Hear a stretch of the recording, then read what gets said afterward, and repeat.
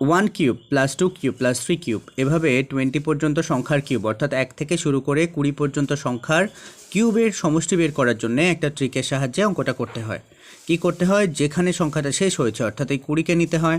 ঠিক তার পরবর্তী সংখ্যা 21 নিতে হয়, তাকে দুভাগ করিয়ে দিয়ে স্কোয়ার করালেই অঙ্কটার উত্তর শেষ হয়ে যায়। এখন আমরা যদি এটা কাটাকুটি করি তাহলে কি হবে, 2 দিয়ে 20 কেটে দিলে হচ্ছে কত, 10,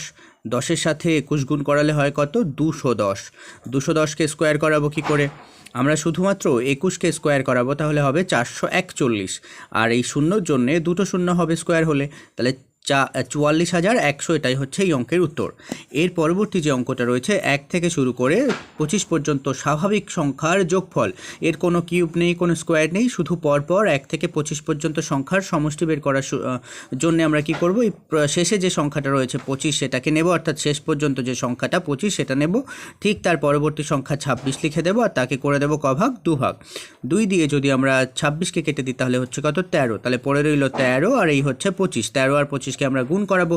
এখন 13 ঘরের নামটা সরাসরি পড়বো, তাহলে কত হচ্ছে, 5 13 65, 65-র 5 বসে গেল, হাতে রইল 6, 13-র সাথে 2 গুণ করালে 13 দুগুণ 26, 13 দুগুণ 26 আর 6 যদি